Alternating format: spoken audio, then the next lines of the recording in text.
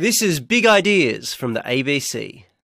Well, hello, I'm Nick Gowen, and welcome to Cadogan Hall in London for an Intelligence Squared debate on democracy. That's a word which means many things to many people around the world. Different nations, different leaders, political systems. They talk of being democratic when what they want and mean can sometimes be anything but.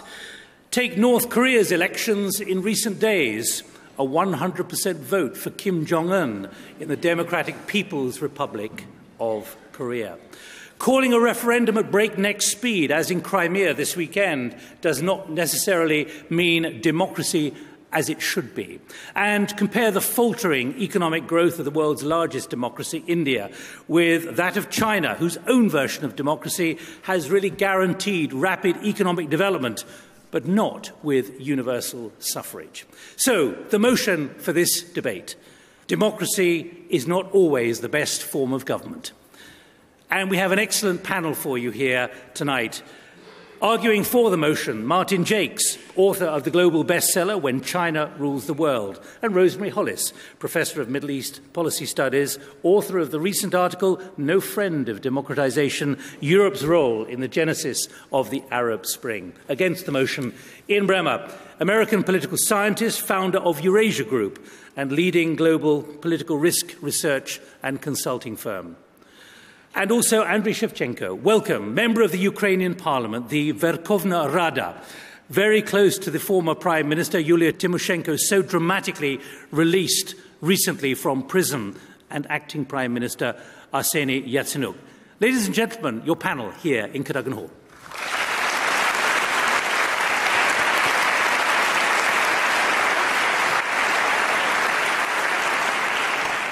Now the opening statements from the panellists. Speaking first for the motion, Martin Jacques, a senior fellow at Cambridge University, author of the global bestseller When China Rules the World. He's also a visiting professor at Tsinghua University in Beijing and fellow at the Transatlantic Academy in Washington, D.C. Please welcome Martin Jacques.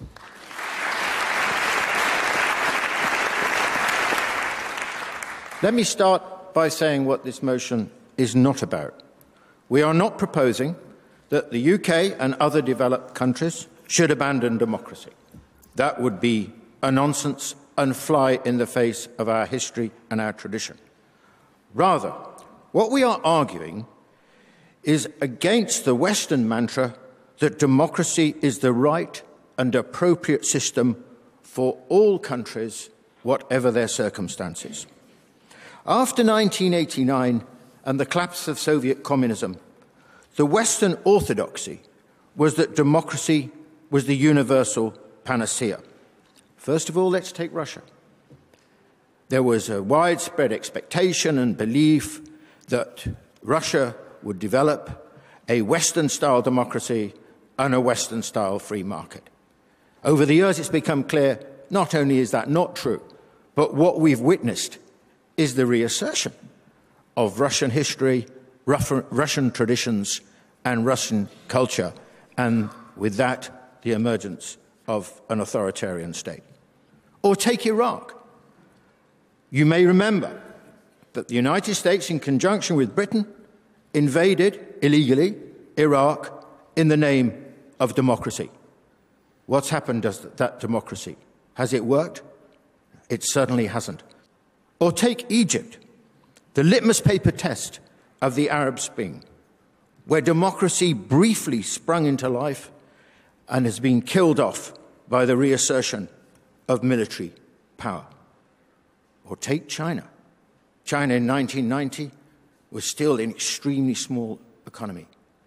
And since then, we've seen what I would argue is the most remarkable economic transformation in human history, and it's been presided over not by a Western-style democracy, but a different system altogether.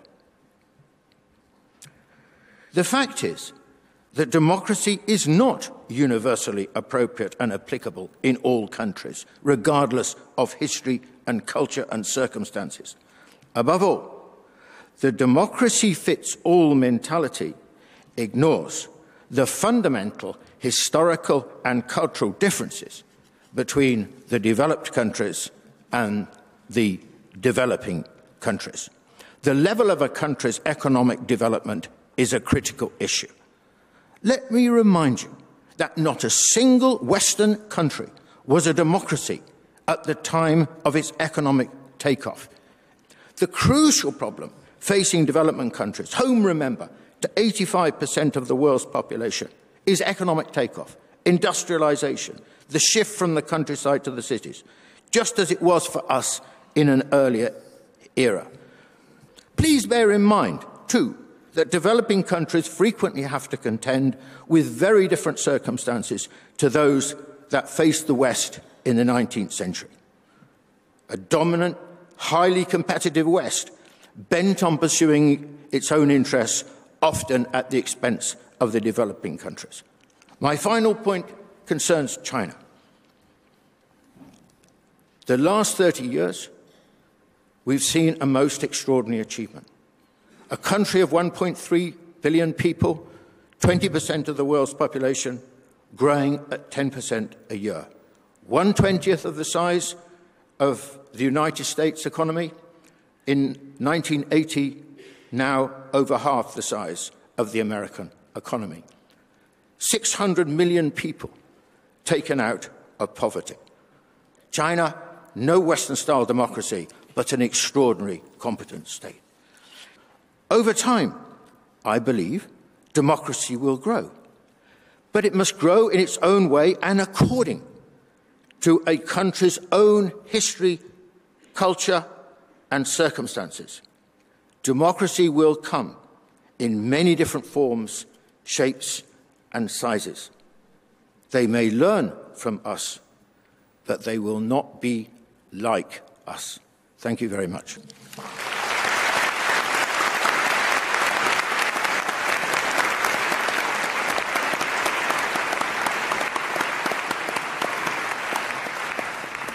Martin Jacques there, speaking for the motion. Martin, thank you very much indeed. Let's go to the first speaker against the motion, Ian Bremmer, political scientist, consultant specialising in global political risk, author of Every Nation for Itself, Winners and Losers in a G0 World. Please welcome Ian Bremmer.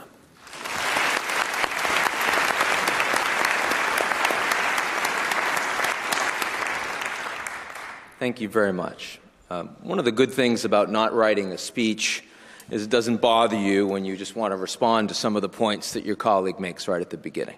The first point. So why should we tell a country to support democracy as a system when we didn't support democracy in earlier stages of our development? That's a very good question.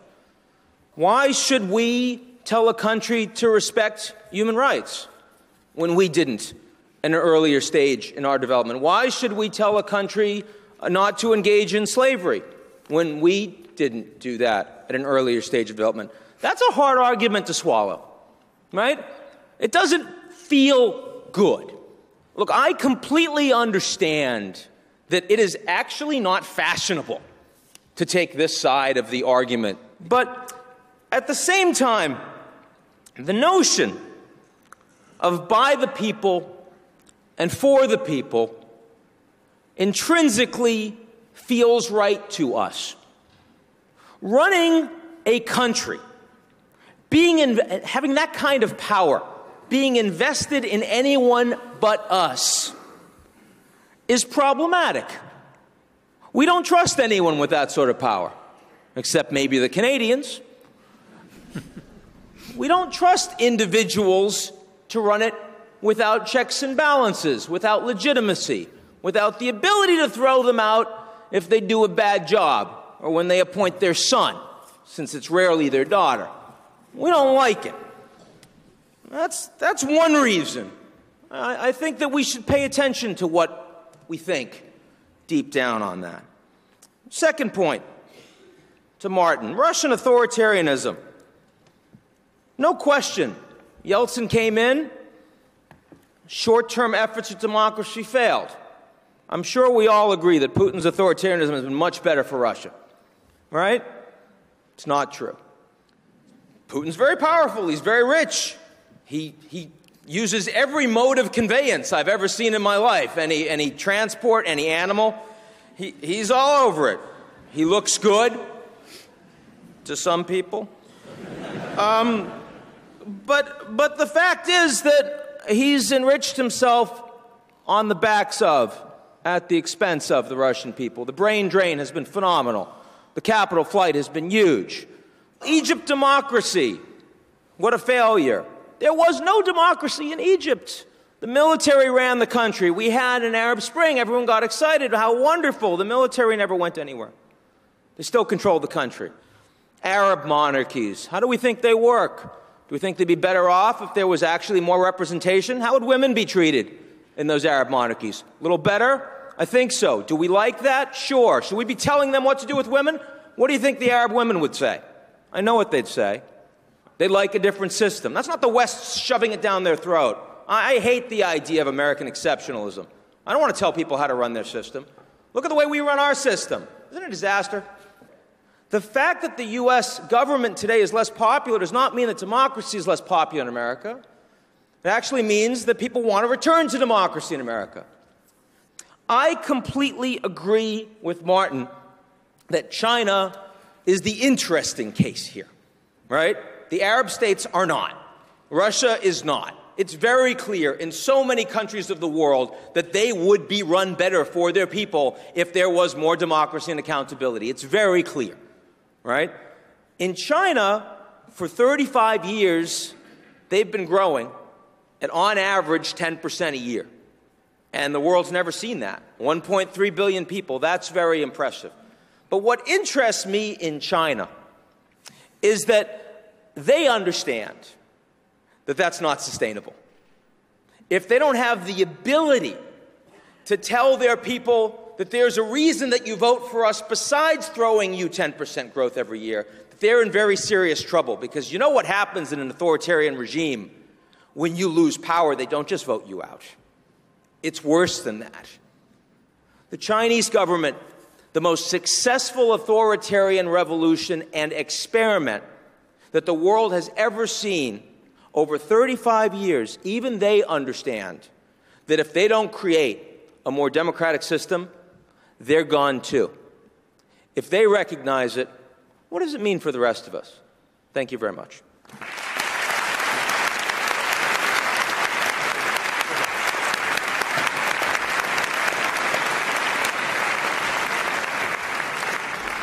Ian Bremmer, thank you very much indeed. Now, our second and final speaker for the motion, Rosemary Hollis, Professor of Middle East Studies and expert on conflict and security in the region, also Director of the Olive Tree Scholarship Programme at City University here in London. Please welcome Rosemary Hollis.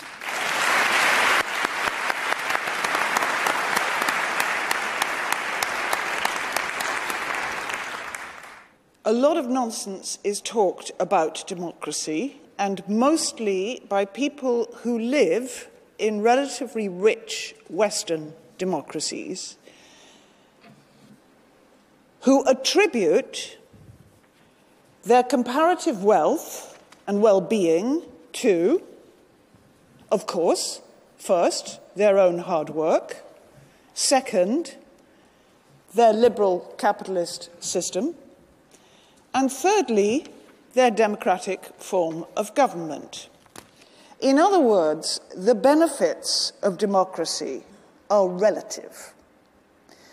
It depends on who you are, where you are in the global system, how wealthy your state is compared to others, and where you are in the evolution of your own political system.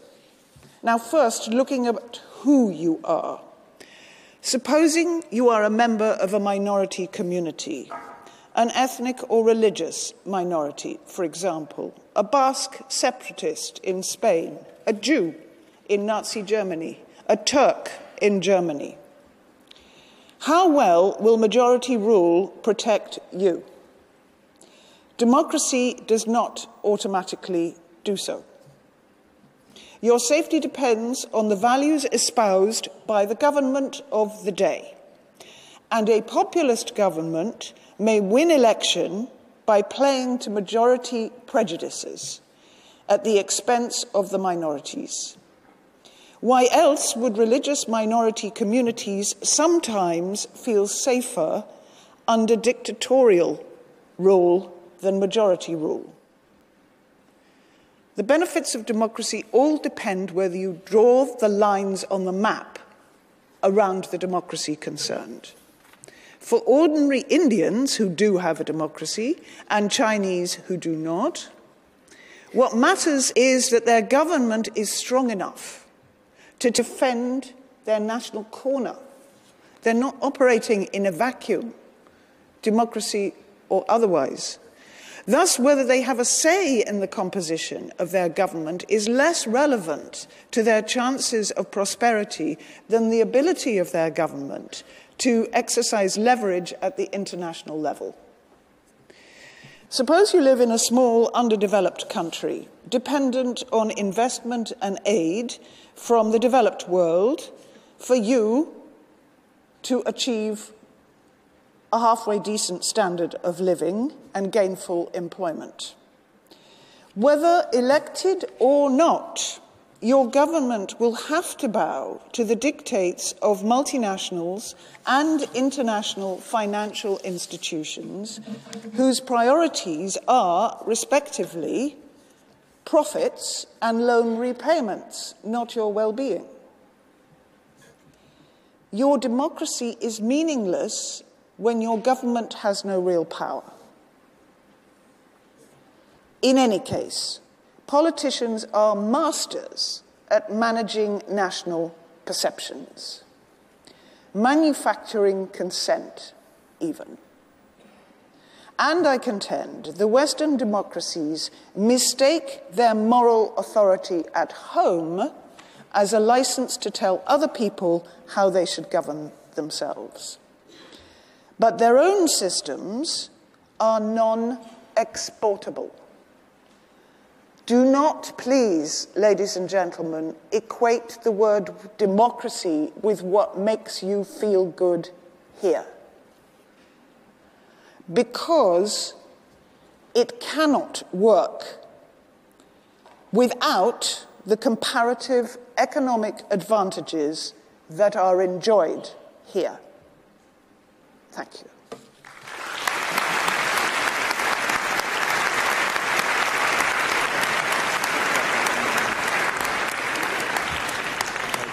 Rosemary Hollis, thank you very much indeed.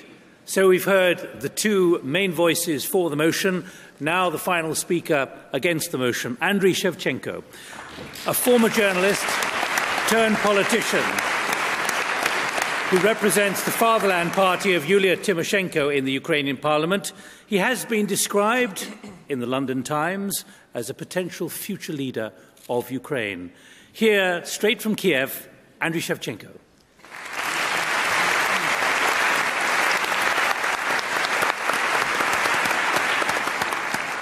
I would first show you this thing. This constructor's helmet is one of the symbols of recent anti-dictatorship protests in Ukraine. It was supposed to protect your head from police sticks, or if you were lucky enough, from rubber bullets. Of course, later on, helmets like this would not protect people from snipers and from gunmen, and as you know, more than 100 of protesters died in the streets of Kyiv, mostly because of the snipers' bullets and because of police grenades. But I have brought this helmet here and just to remind all of us that there are countries where people literally fight and die for their right to live under democracy. And if you talked to my brothers on the barricades, they would be very surprised to hear this kind of discussion. Democracy for them means that no one can govern people without their consent. Democracy for them, it's their right to be responsible for their future. So people, those angry men who were wearing orange helmets, orange constructors' helmets, they were literally felt themselves as constructors of their future. This is what democracy is about for them. It's a very clear moral choice. It's a choice between freedom and slavery, between hope and humiliation. That's what democracy is about for them. And I think we should really keep that in mind before we go into some more pragmatic things to discuss.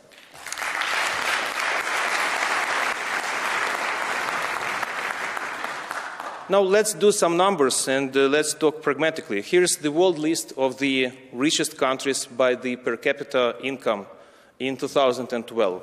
Only 4 out of top 20 countries were not democracies. Only 6 out of top 30 countries were not democracies. And there is a clear evidence of a correlation between democracy and economic development. And we perfectly understand why. True, not all democracies are rich. In fact, some democracies are miserably poor.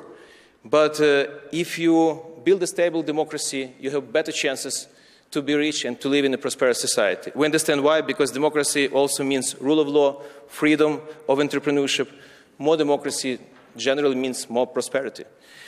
Here is the United Nations Human Development Index list of 2013.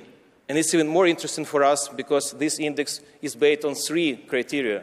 It's life expectancy, it's education, and it's the per capita income, which we have just discussed. So the Premier League of the list is called the countries with very high human development. Only 3 out of 47 countries on the list are not democracies. And that makes sense, because democracy means that you spend wealth, national wealth, not just for fancy palaces or luxury cars for the few who are in power, but you've got to take care of the constituency. When you cast your vote in the end of this debate, I really ask you to think about the rest of the world. When you will be making a decision, please cast your vote on behalf of protesters in Venezuela, on behalf of civil activists in Iran, on behalf of all those people who know they will not be able to enjoy the privileges of democracy you enjoy by the end of their lives. That's the reason why they are ready to fight for that. That's the reason why they are ready to fight and probably die to give the chance to their kids and to their grandchildren.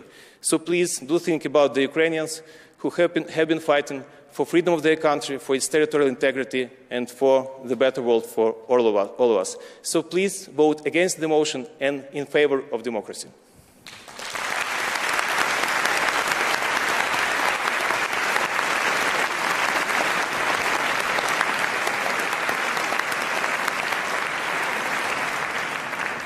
Andriy ShevChenco, thank you very much indeed, and for being here from Kiev. Now, we've heard from the 4 speakers for and against the motion.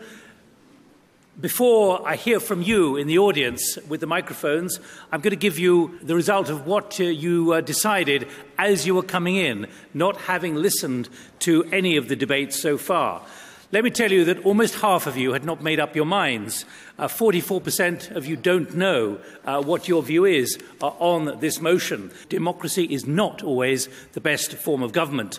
But 38% of you did think that you were for the motion, and 18% were against. So there's a lot of work to be done on both sides here to convince you. Let's hear from you. Please stand up. Could I get a lady there and a lady somewhere in the middle there, please?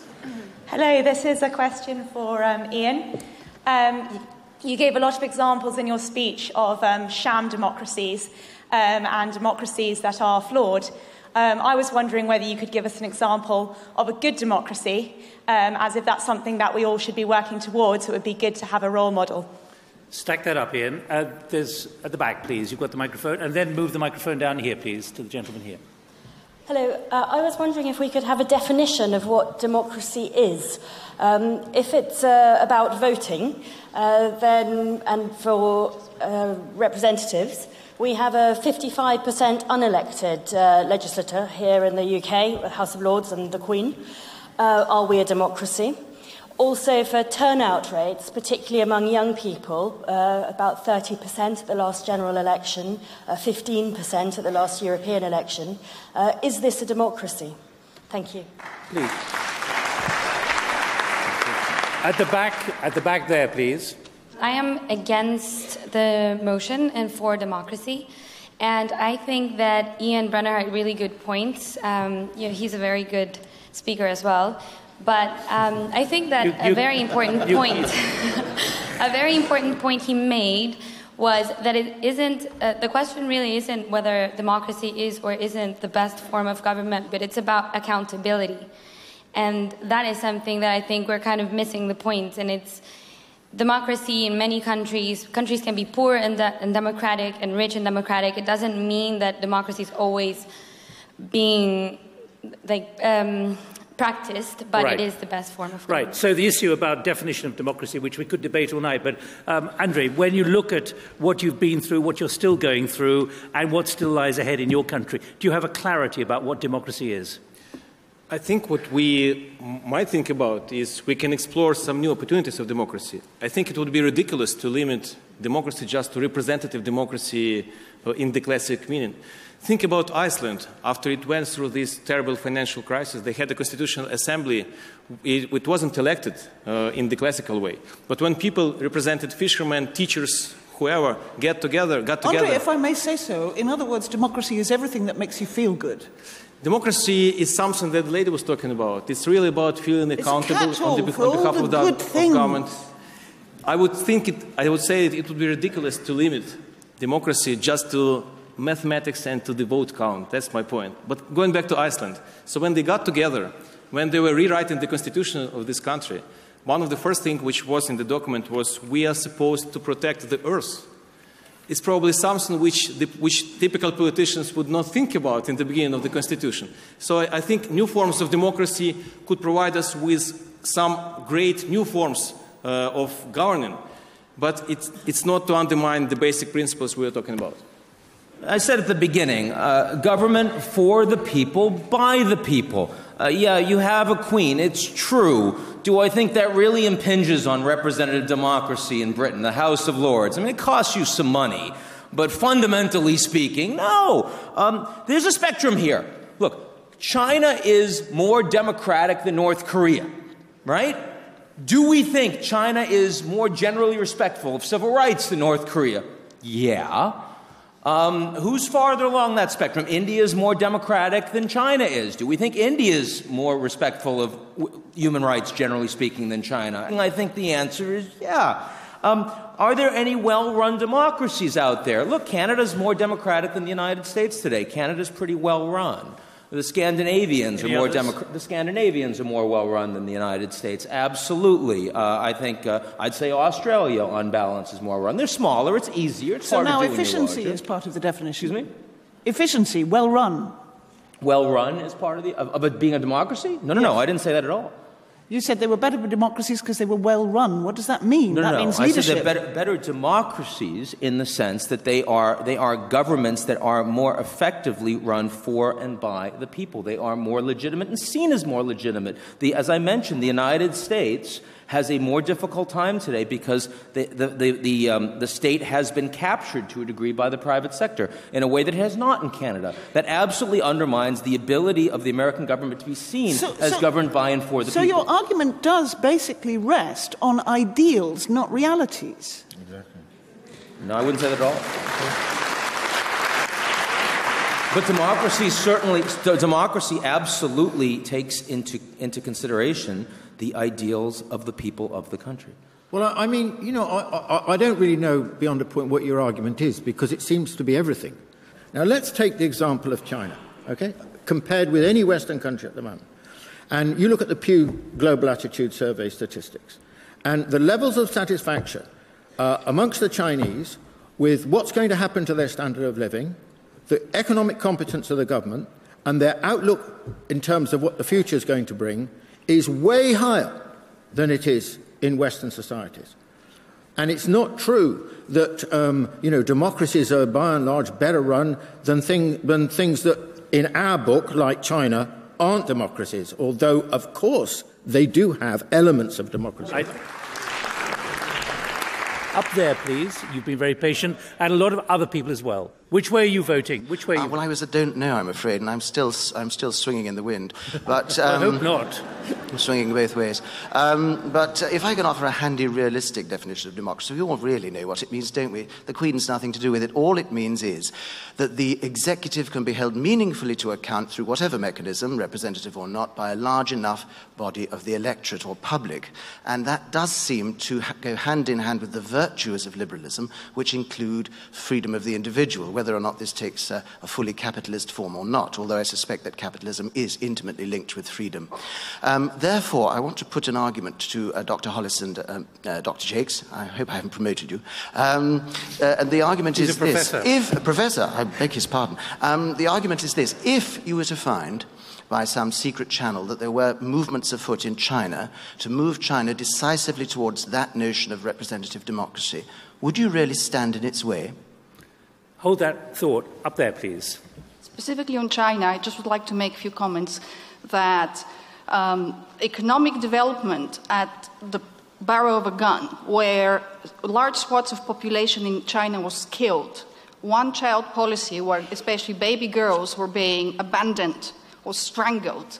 I don't think this is a good argument to say that a form of government that has brought some economic development also by cooking their books most of the time is a good argument to say that democracy is not always a good solution.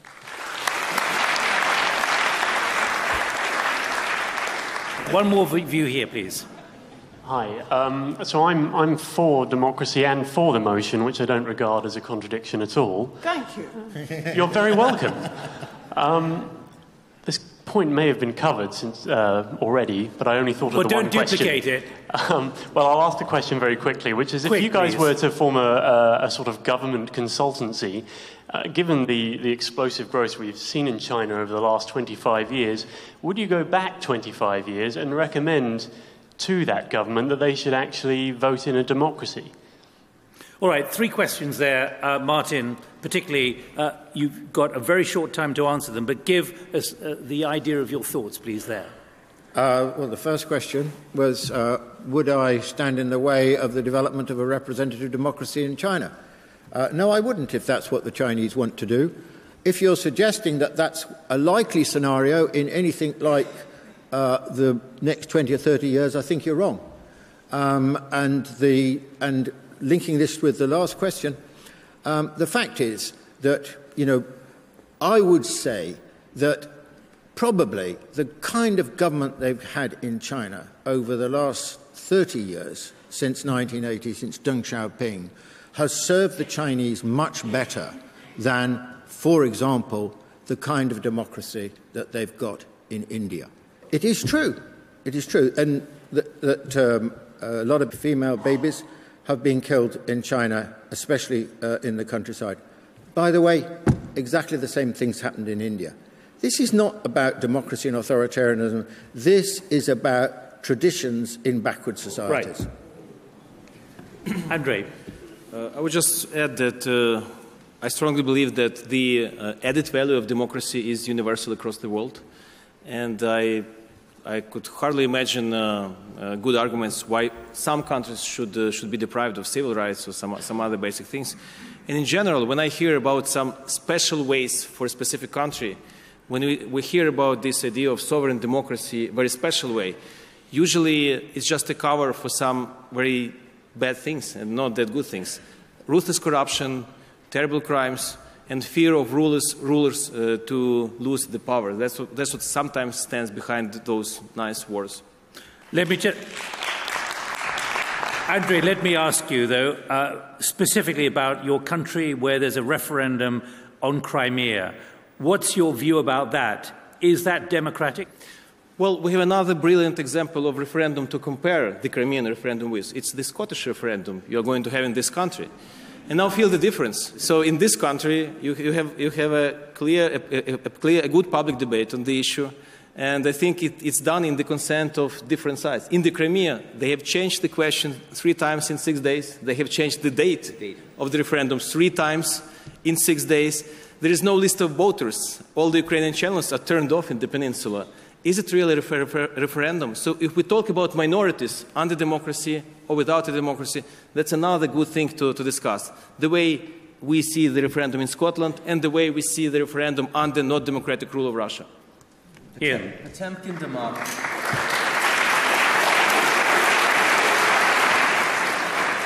Potemkin democracy is not democracy. Let's be clear. We can have a vote. A vote does not mean that we're creating legitimacy, that we're creating government by the people.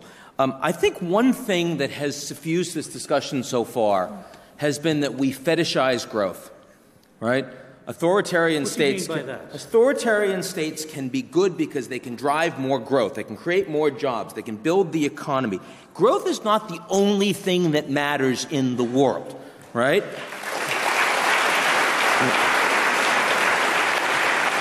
There's no question that China grows a hell of a lot faster than India. And what Martin will lead you to believe is that means that their system is clearly superior. You know what? If there's a massive shock in China and there's a massive shock in India, the likelihood that the Indian system stays stable as opposed to the Chinese leadership is reasonably high. Furthermore, the likelihood that we'll see that kind of shock in China compared to India is reasonably high too. In a global environment that is massively more uncertain and volatile and unstable, we will stop fetishizing growth, we will start paying more attention to resilience, and that is why democracy continues to be the system that we should be aspiring towards.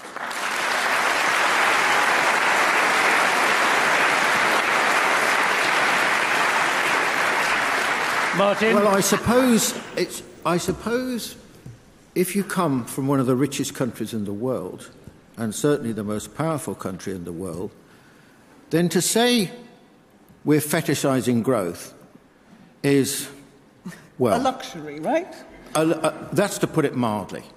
I mean, quite frankly, and I'm amazed that you can speak like that. There is if you are a poor country, if you are a poor people, then the importance of growth is absolutely fundamental to changing your circumstances. I say I won't accept your argument in relationship to this. I think that this is absolutely crucial. Rosemary Hollis. It is not true. Well, I have a similar point.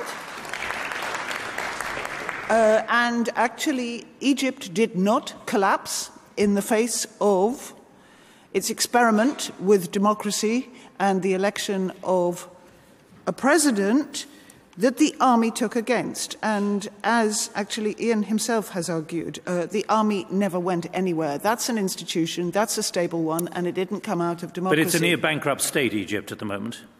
And democracy is not going to create the jobs that the Egyptians want from any government. This is the point. It's irrelevant, democracy, to whether Egyptians get jobs or not. Right. Let's hear some more voices, please, from the middle. Tell me which way you're voting, please. Well, I started for the motion, but now I'm swaying in between. And it seems that democracies often crumble when they're faced with 50-50, whether that's because of votes or a split, and this is due to sometimes splitting ethnicities or ideologies, but and as history has shown, when they're faced with a split, they normally lead in a divide, like happened in Ireland, now Korea, and now that's happening in Ukraine. So your question? Do we have to accept this divide if democracies are faced with 50-50? Thank you. Okay, over there.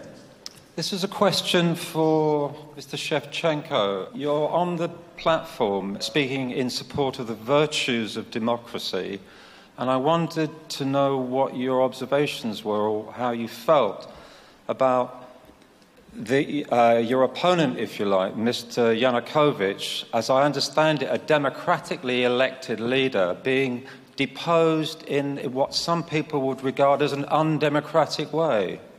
Elected in 2010.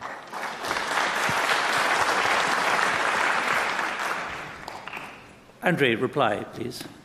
Well, he was the first president in the country who gave the direct order to shoot into his own people. And when he finally realized the consequences of that decision, I think he was done as a politician. So I like the definition of democracy which Ian presented to us. What was done by Yanukovych, it was definitely not by the people and for the people. But you accept that he was democratically elected 3 years ago, 4 years ago. And now. moreover, as I said, we see a lot of democratically elected leaders who do crazy things. We see Mr. Putin, who at some point won kind of a democratic election, and now we see that after destroying all the democratic institutions, he has the power to do any kind of decisions which mean clear problems for his nation. Do you think Russia is a democracy? No, it's not. And I think the terrible things which we're witnessing now, when Russia is taking the world back into the Cold War era, is exactly the consequence of losing the democracy in this country. Even though he was elected in an election? Absolutely. Please. Just tell me which way you're voting, please. I'm slightly sworn in the middle. We heard from the proposition that actually what really mattered for a government was how much power it has. But what we didn't hear was any analysis of how having the people backing you gives you more power not only on the international stage with international relations, but also within your own country when you're sort of standing up to global corporations and stuff. And I was wondering whether they could offer us any discussion on this. Can I immediately swing in? If you look at, I believe it's 800 million Indians will be voting in their election coming up, or at least are entitled to vote. Over 800 million. Where is India at the international bodies like the United Nations Security Council? If numbers and democracy count, or did count, for your weight in the world about decisions that affect the fortunes of everybody in the world, the democracies don't get in there, the big ones. It's a little one like this one. Right, let's get some more. Who's got the microphone, please? If democracy... Tell me which way you're... I was against the motion. If democracy isn't the best form of government, what is? Because I don't feel you should criticise something which you have no solution to. Benign dictatorship. Could you just say that again? What's the best alternative? Benign dictatorship. We would all love it. Until you don't. Until you don't. Please. I'm kind of still in the middle, but I want to pick up on something Martin said to Ian when he said it's easy to say a comment about growth when, you know, you're not from a poor country. And in light of that, I just want to ask the whole panel how well equipped we even think we are to have the discussion when we actually have no representation from nations from Africa, South America, or Asia, for instance. I think this is a very, very important remark. Very, very important remark indeed, an observation. I agree with you. Andriy? I would also add that if you look at the data on, let's say, on the African countries, there is a clear correlation between democracy and economic development. And once again, I strongly believe that the added value of democracy is a universal thing across the world. I cannot find the reason to deprive one or a different nation from the same standards that we are usually applying to the world which we usually refer as Western world. And I would say that it is not the norm to act democratically. Who's got it at the back? The microphone, please. I'm undecided, but I'm leaning towards against. There's a lot of talk about China tonight. I'm Chinese. I was born in Beijing, and I've lived there for 13 years, and I lived there for 12 years. So I've experienced both systems. Which do you prefer? Well, like I said, I'm undecided, but I'm against the motion now. So for me, coming from here, the definition of democracy, what I experienced is the ability to have an opinion, the ability to be able to see with a degree of transparency what the government's doing, and to hear both sides of the arguments, even if you don't like either. So that, for me, is my experience of what a democracy is. So while I may accept that democracy is not always the best form of government for China, given our history and tradition, will the panelists accept that democracy is eventually the best form of government?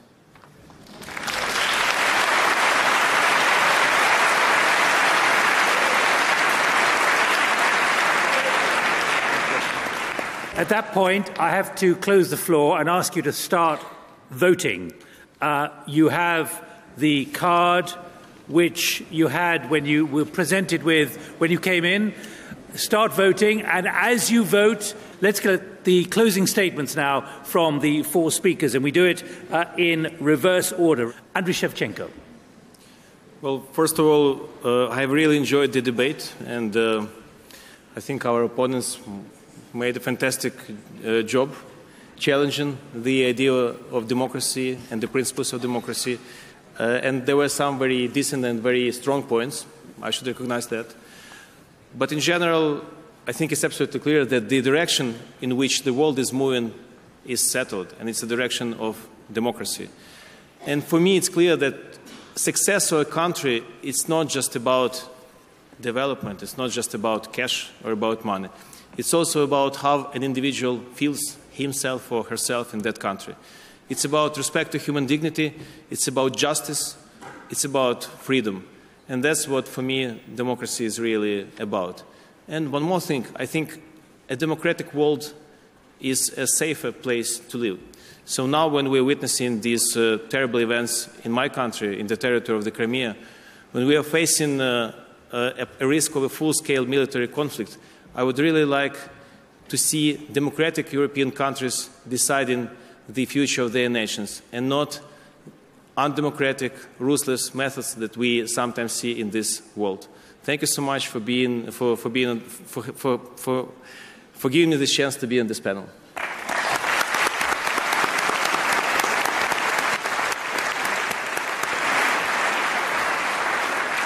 Andriy ShevChenco against the motion. Speaking for the motion, Rosemary Hollis. The floor is yours. Thanks very much. I would like to take us back to some other arguments in favour of the motion, namely that there is a misunderstanding out there about how our own democracies, those of us who are here today and who live in democracies. And I'm suggesting that actually the feel-good factor about all those lovely values, freedom, human rights, rule of law, justice, that we all want to belong to a society that honours those values, and politicians tell us that we do indeed belong to a society that honours those values. And I think, unfortunately, that then becomes a cover for saying we are better and we know better. And it is used as a cover for selling not just for exporting not just political imperialism, but economic imperialism. So I think we should examine what we really have. I will take you to the example of a public opinion poll which was conducted in the following Arab countries and respectably conducted, in the sense that there was no rigging of the public opinion poll at the time, in Egypt, Jordan, Syria, Lebanon, and Palestine. And they were asked what they thought of US, UK, and French values. Now, at the time, the French were in the middle of a row as to whether women could veil or not, wear a headscarf or not, in certain settings in France. But, however, the French had stood out against the invasion of Iraq. So the French were more admired than the Americans and the British. And when asked in this public opinion poll which values they most admired, the respondents replied they very much admired the values which the Americans, the British, and the French claim to stand for. Their sadness was that they do not act in accordance with those values, certainly not abroad.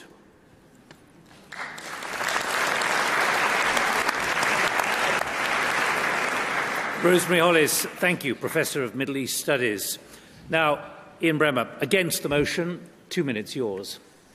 Well, first of all, I also want to join in thanking our opponents. We respect each other a lot, and we've just given as good as we could over the course of the last hour and a half, something you do in democracies.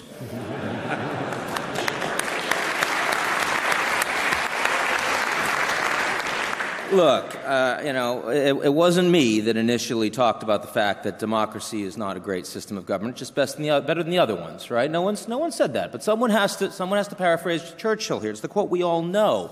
There was a question that asked about, well, what are you comparing it to, right? I mean, if there was an anarcho-syndicalist, semi-autonomous collective out there, like in Monty Python, Life of Brian, I think, no, Holy Grail, excuse me, Holy Grail, I'm mixing them up. I could support that. There isn't.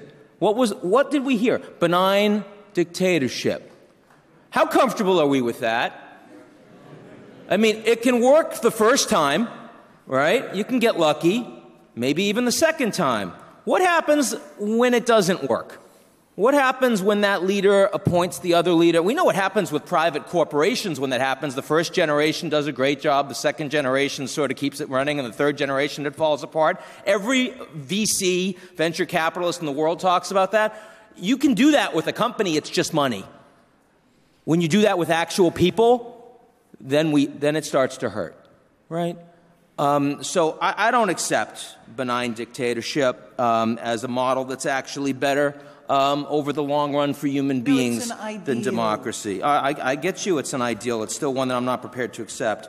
When I talk about dictators today, look, the world is moving in our direction. And it's moving in our direction, yes, because of cell phones. It's really hard to maintain legitimacy when you have a galleon and a private zoo, right? People find out when the Chinese leaders have billions of dollars. They find out, they get angry, and the Chinese government does its damnedest to keep it quiet and to imprison journalists and to keep the Western journalists out and to censor, but it's harder to, right? In America, we're finding out the NSA is difficult. The future of intelligence organizations is going to be very different than it used to be. But the future of authoritarian states is going to be very different than it used to be. Their days are numbered. Final point, which is that everyone said this is really not about democracy versus authoritarianism. It's democracy versus hasn't China done a great job. You know what? China has done a great 35 years. I'm very respectful. They've grown a hell of a lot. But after 35 years of doing a really great job, if you're worth over $1 million in China today, where do you put your money? Not in China. Why not?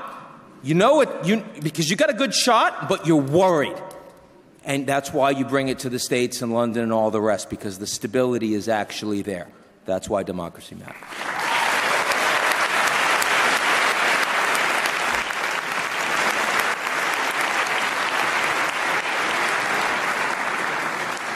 Ian Bremmer speaking against the motion. Finally, for the motion, Martin Jacques. Well, towards the end, someone said, well, they like the idea of democracy.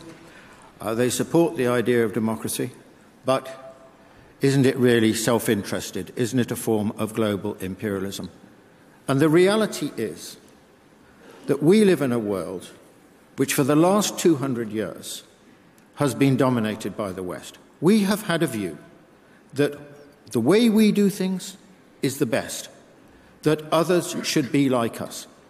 What was colonialism about, other than the subjugation of large numbers of people around the world in order for the West to civilize them and take advantage of them?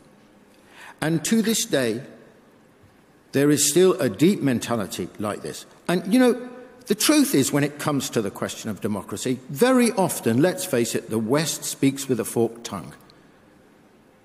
The problems of Egypt have a lot to do with the United States. All the way through the peace, the Americans have been sending, £4 billion worth of military aid to the Egyptian regime. Where would the Egyptian army today be without the United States? Why? Because for the United States, keeping order in the Middle East is deemed to require Egypt to be under its aegis. Second point, the world is changing. I'm not quite sure it's changing in quite the way that Ian is talking about. He says it's moving in our direction. Well, I'll tell you how I think the world is changing. For 200 years, it's been dominated by the West, by 15% of the world's population. We've run the world.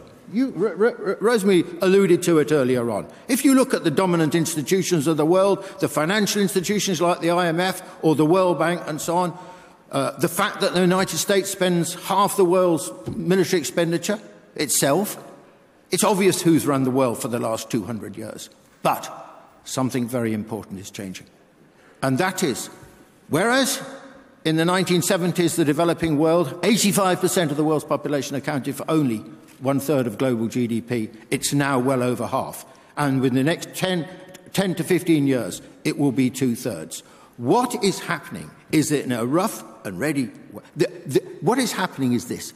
The world under Western aegis has been deeply undemocratic, has been deeply authoritarian, because 15% of the world has run the rest of the world. What we are witnessing globally is the beginnings of a rough and ready creation of a much more globally democratic system. Third point, my final point. What do I hope for in the future? Of course, I think I stand probably with everyone in this room in relationship to this. I believe in democracy. I believe in people running their societies. I believe in leaderships, governments being answerable. But I am not naive enough or parochial enough to believe that that simply means an extension of Western-style democracy to the rest of the world, as if we have already found the solutions globally that apply to cultures which are profoundly different from our own and which can have entirely different histories. Look, this is an extremely narrow and insular way of looking at the world. We will see, I think, I hope, I pray, the great enrichment and extension of democracy. But I am not naive enough to believe that those forms of democracy will simply be replicas of our own. I'll tell you something. China will, I believe, become more and more democratic, as it has been over the last 30 years. And I think it's got a long way to go. And I think in time it will travel that journey. But what emerges from that process, don't think it will necessarily look like us, because I don't think it will look like us. Will it be democracy? Of course it'll be democracy. You haven't been listening to me.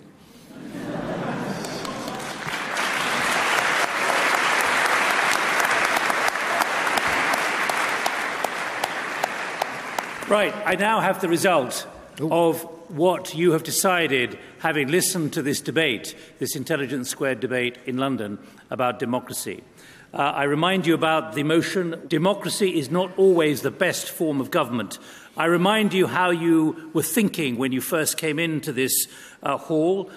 Before the debate, 44% of you hadn't made up your mind. For the motion, 38%.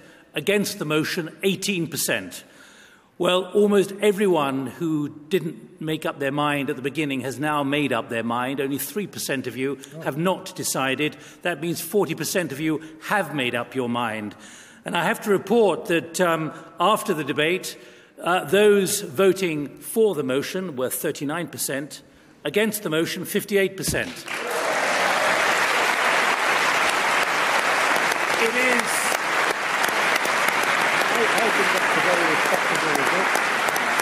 By any measure in this democratic voting system, it was a huge swing.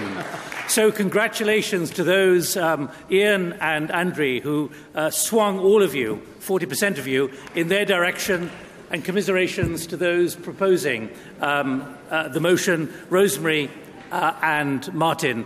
I'm afraid you lost. That's all right. Thank you. We can take it. Our thanks to the speakers, to the audience, all of you here at the Cadogan Hall in London, in what's been a fascinating debate with a remarkable swing. My thanks to Intelligence Squared as well for making all this possible. Goodbye from me, Nick Gowen, and everyone here in London. Bye-bye.